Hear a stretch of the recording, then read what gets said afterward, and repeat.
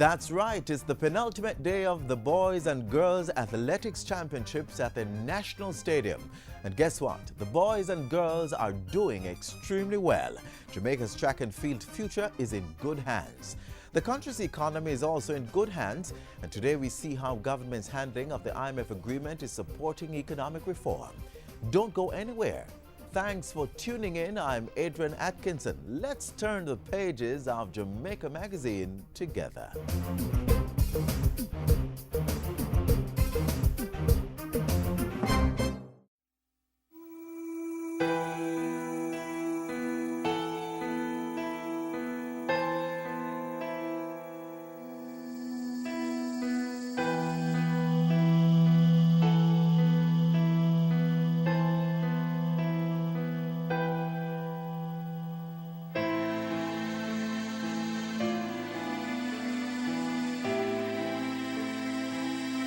Is your silence worth the life of a child? Report child abuse. Call the Office of the Children's Registry at 1-888-PROTECT.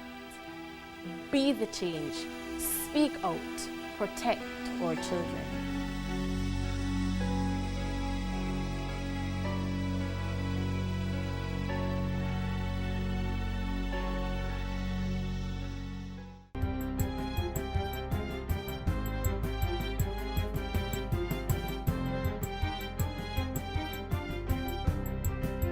Good day, I'm Samantha Allen and this is your GIS News for Friday, March 28.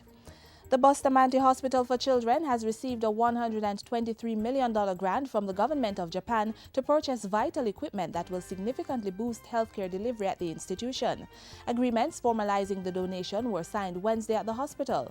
The funds are provided under Japan's grant assistance for grassroots and human security projects.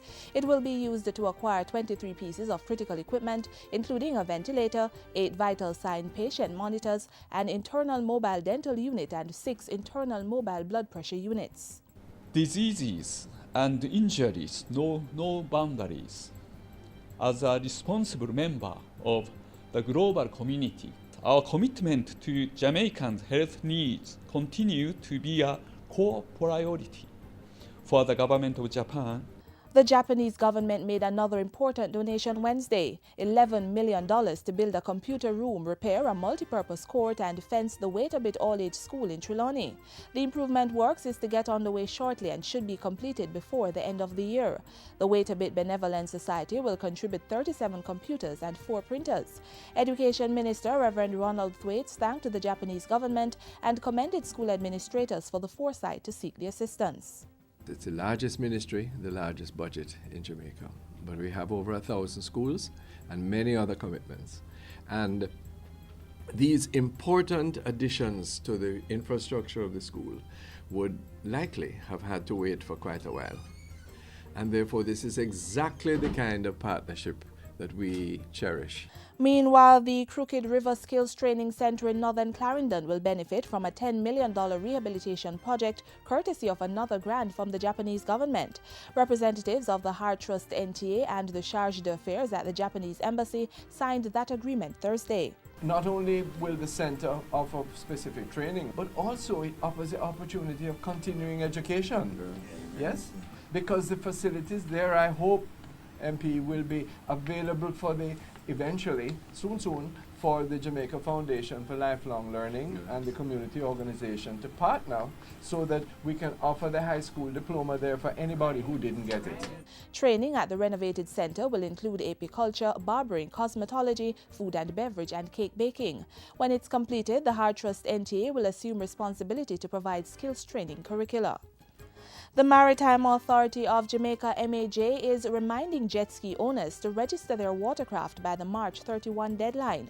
So far, the authority has registered approximately 100 jet skis under an island-wide inspection and registration drive, which seeks to account for and regulate the operations of these watercraft. The first prerequisite for any vessel to operate in any sector at all in Jamaica is to have from the Maritime Authority of Jamaica a safety certificate.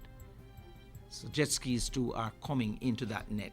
Rear Admiral Brady was speaking at a JIS think tank on March 26. He explained that registration of the jet skis will help the authority enforce limitations on the number of watercraft that can operate in a specific area. As we speak now, we have a task force that is looking at putting together final recommendations for the operation to be phased back in a sort of gradual way, because it is an attraction that many people come to Jamaica for, and we'd like to maintain it.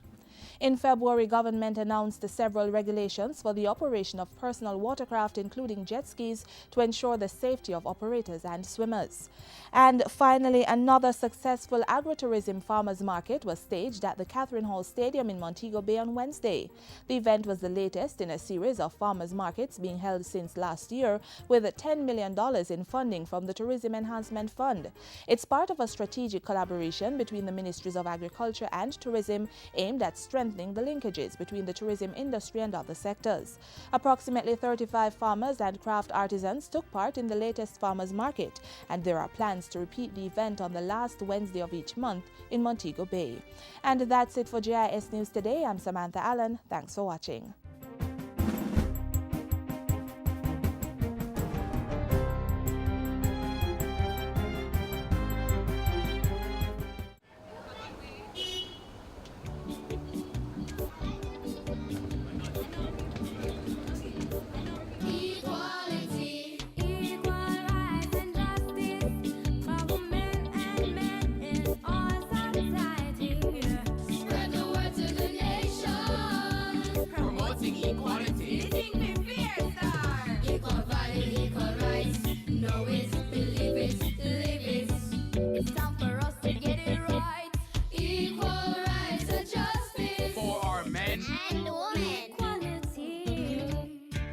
A message from the Bureau of Gender Affairs and the Dispute Resolution Foundation, paid for by the UN Women Fund for Gender Equality. As promised, today we're continuing our series on government's economic reform program. If you're a Jamaica Magazine regular, you should know what that program is about and the role tax reform plays. Today, Andrea Chisholm zeroes in on the agreement with the International Monetary Fund.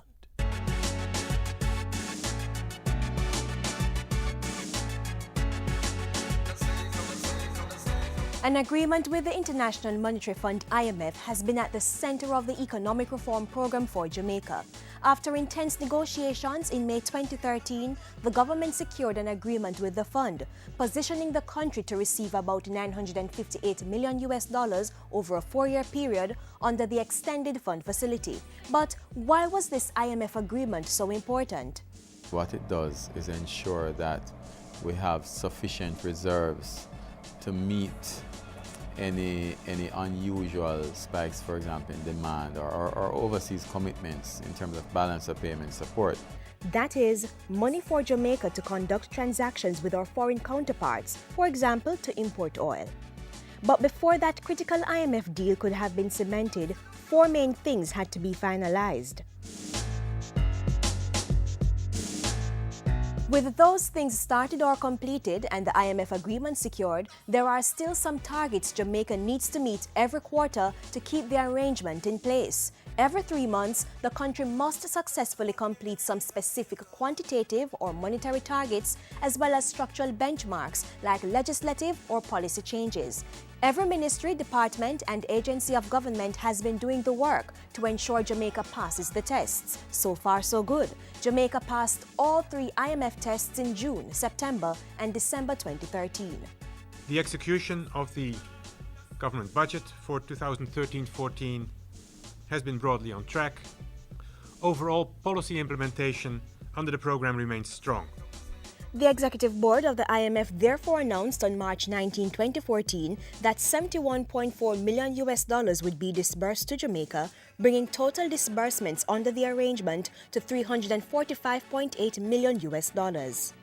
Therefore, the more you meet the IMF performance criteria is the more you build confidence. Yes. So the money that we get from the IMF that is not as important as the confidence which the IMF seal of approval provides to investors and suppliers.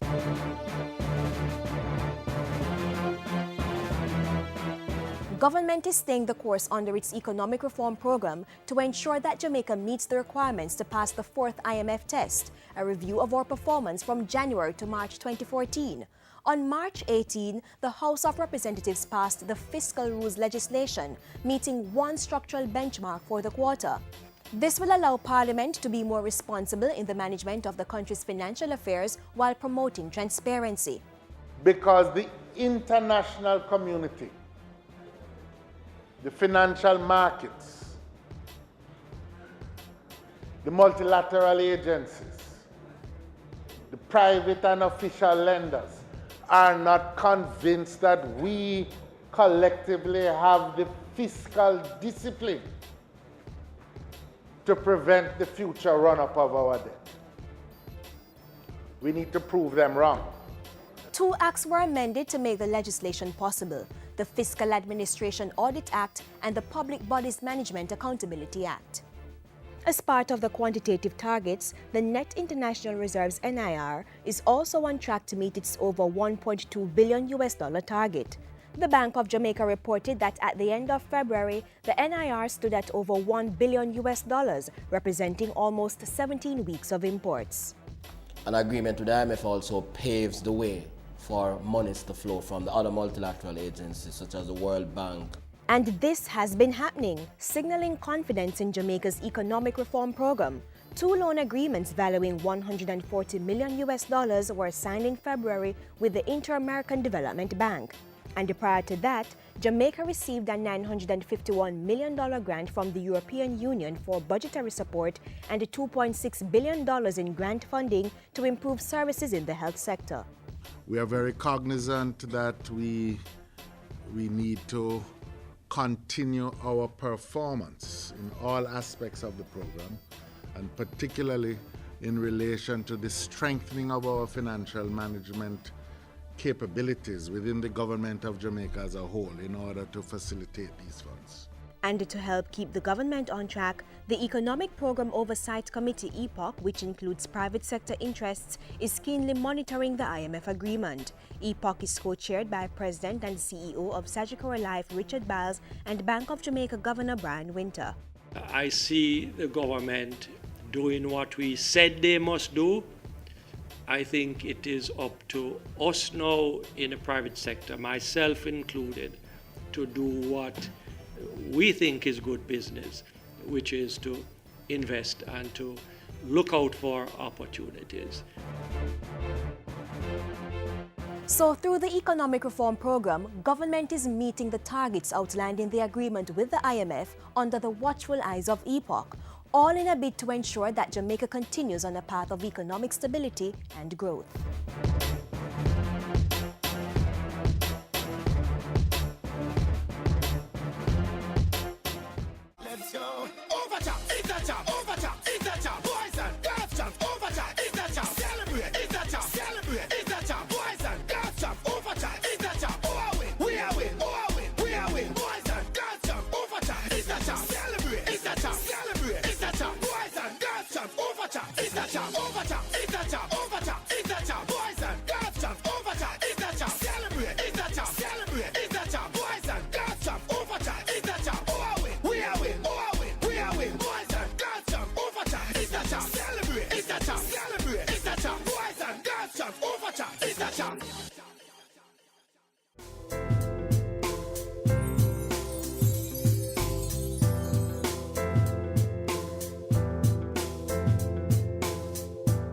A developed country is not just about a growing economy. Certain social standards should also be achieved if any nation is to achieve first-class development. That's why uniformed groups like the Girl Guides, Brownies, Pathfinders, Boy Scouts and Cadets are so important. They help to reinforce core values like honesty, respect and tolerance among the nation's youth. Let's journey to DuPont Primary to take a look at activities through the Jamaica Red Cross. Heal the world, make it a better place for you and for me and the entire humanity. feel very happy because to be in this club, it's great because we help all the vulnerable. When we go to places like the burn ward, at Children's Home and Mustard Seed, and giving the children gifts, we feel excited because we know that we're giving and we know that we're going to be leaders of tomorrow. A whopping 135 students, including 45 boys, have signed up to be a part of the Red Cross group at the DuPont Primary School. Welcome to another week of School Zone. I'm Tamara McHale. Today we find out how this inner city school is using this medium to engage the students while teaching them the value of giving back. Do stay with me. What a city! Red Cross and the Inti, uniting all the people them, we serve one another. No hate barrier, no inner this as Inti. For in life, disaster and the Inti. So come help the sick and the suffering, and lend a hand to the youth. When war starts, Red Cross is neutral, for love and peace to say. No confusion. We know all appear to be service, and we united and impartial. Henry Dunan started. We don't at Switzerland. Now the whole world are run with it. Red Cross to the world. Dressed in white with some already in their red hats and emblems, was the newest set of students to join the Red Cross Corps at DuPont Primary. So large was the group that it's said to have made the history books within Red Cross in Jamaica. I don't recall a school having this number of persons enrolled in recent times. You are serving one another. So as you do that and you keep doing it, you will raise yourselves to greater heights. So what does Red Cross uphold? It promotes mutual understanding, friendship, cooperation, and lasting peace amongst all people. It endeavors only to relieve suffering, giving priority to the most urgent cases of distress. We don't discriminate, we just help. You can do lots of things like go to the hospital, help the poor, and everything to give them soap, food, things like that. We have a relationship with a school in Canada. Oftentimes, our school, through our principal, they send us gifts. They will send us like wheelchair and those things. Now, our principal look on which club is doing well, and he will say, okay, Red Cross is doing well, so I'll give you this gift, and you distribute to whoever you want. Now, we have the homes, and we have the hospital, and we have these places where we want to give. So we go, and we give it to them. Having such a large number of students enrolled in the club is in line with Education Minister Reverend Ronald Thwaite's appeal for more students to become members of uniformed groups, a point supported by the school's chairman. This is certainly a good move. We want to get our children involved in something a little bit more than themselves, organizations and activities where they are linked to giving service to humanity. And this is an example of that. A fine example of how to keep students active, engaged, and disciplined. DuPont Primary is reaping the benefits. When they look on DuPont, molding the children have become in giving, they become so conscious that I have potential. Oh, I'm wonderful. Oh, I can do things. I may be in a inner city, but the inner city is not in me. I am bigger than that. There's a place in your heart, and I know that it is love. And this place is much brighter than tomorrow. And if you really try, you'll find there's no need to cry. In this place, you feel there's no hurt or sorrow. There are ways to get there if you care enough for the living. Make a little space, make a better place. My my child being a part of this program right now, I'm feeling totally elated because the Red Cross is a very good program to get your children involved in, because I myself was a member while I was going to high school. I feel real good. It can help to change them and be a better person. It's a good program because she gets to help other children, help other parents. She can get to help other children by a donation from others contribute, give to her so she can help other people. You know? DuPont Primary Red Cross, linking together a community through the chain of service and friendship. We are the Red Cross of DuPont Private School. United we stand, divided we fall. We have a vision to be great leaders of tomorrow as we serve one another. As we serve one another. As we serve one another.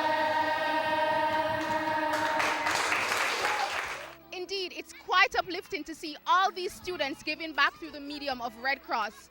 Hopefully you too can get involved in a service group in your school or community. Till next time, I'm Tamara McHale for School Zones. Heal the world, make it a better place for you and for me and the entire human race.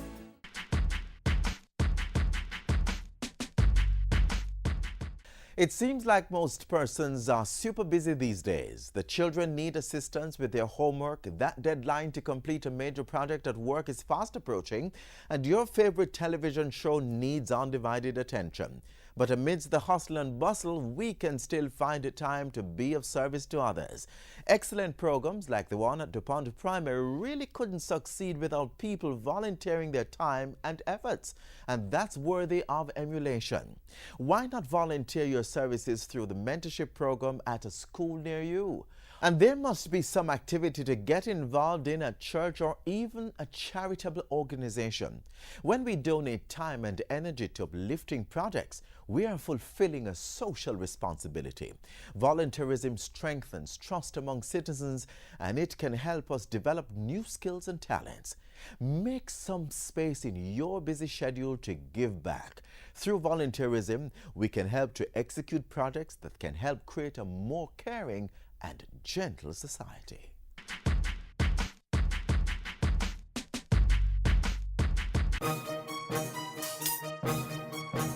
The 2014-2015 fiscal year is almost here. Catch the ceremonial opening of Parliament on April 3 as Governor-General Sir Patrick Allen outlines government's plans for the new legislative year. The estimates of expenditure will also be tabled on April 3. Come April 8 to 10, the Standing Finance Committee of Parliament will consider the estimates. Tune in as the Finance Minister opens the budget debate on April 17. Dr. Peter Phillips will be followed by the Opposition Spokesman on Finance on April 22 and Government and Opposition members on April 23. The Opposition Leader will make his contribution on April 24 and the Prime Minister makes her presentation on April 29. The budget debate will close on April 30 with the Finance Minister. It's the 2014-2015 budget debate. Stay informed and keep watching Jamaica Magazine. Every day I rise on a prayer. With our prison, unfortunate, but prison are not the last part of the world. So we're glad for the opportunity where we can come on here and do something and go back out there. And that's exactly what some inmates at two of the island's adult correctional facilities are doing, making the most of their time, learning a skill and excelling at it. Today on the arts page, we take a look at some of the artisans in the island's penal institutions. Gonna be free like a bird in the sky. Gonna be free, gonna fly so high.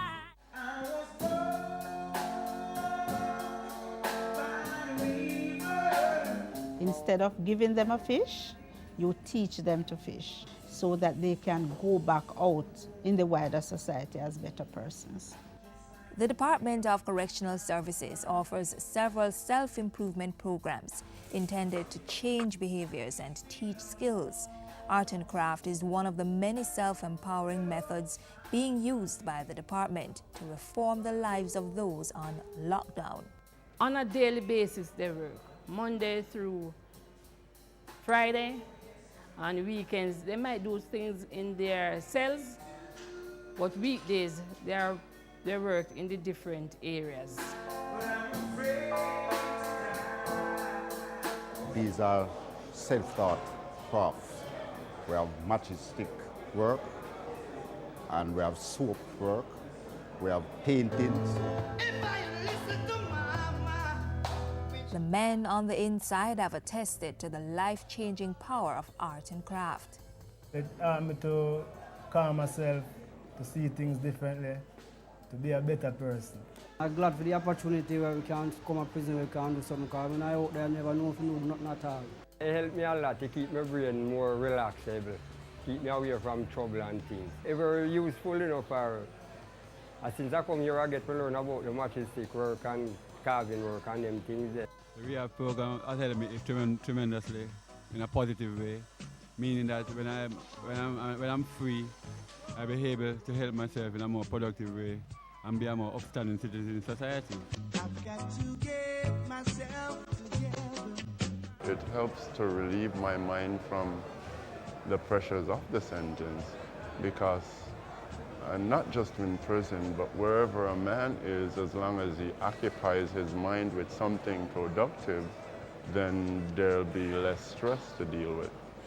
And that's where my rehabilitation has been working. It enhanced me, it let me feel confident in myself, because I came here without a skill, and presently I have a skill now, and I feel happy about myself. It helps a lot of us, because if you sit down and build something like this, and even that over there is a fish and a stand, you get out of trouble and involved in bad activity. Not only are the art and craft works donated and given as gifts to family members and visitors, they are also sold and the proceeds given to the inmates. Persons on the outside who are not aware of what happens in the institution feels that it is a waste of time. But we have inmates who genuinely, when they enter the institution, behavior change takes place. There is hope for them. They're encouraged to go into various rehab programs in order to elevate themselves. So the next time you see a work of art, it just might be from one of the many talented artisans in the island's correctional institutions. I've shown my art at the Island Life Gallery, the Revolutionary Gallery, Devon House, and tremendous amount of expos at the National Arena and some other spaces, even the Pegasus Lobby. And we would appeal to the wider public that once we help our inmates who are in the institutions, it is helping them to be better persons. They will not be a liability. They will be an asset to the wider society. Art washes from the soul the dust of everyday life. Art is therapeutic. It's invigorating, expressive, introspective, but most of all, it's a way of metamorphosing into a new being. But I got to pick myself up, dust myself off, start all over. This has been the Arts Page.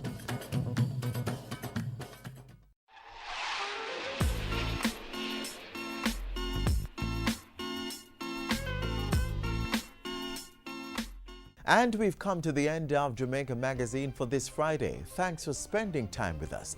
Let's keep the relationship going. Send feedback to Jamaica Magazine at jis.gov.jm.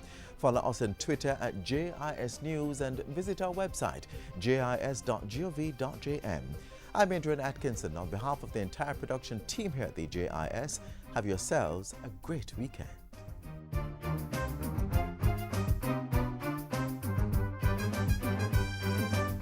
This has been a production of the Jamaica Information Service, the voice of Jamaica.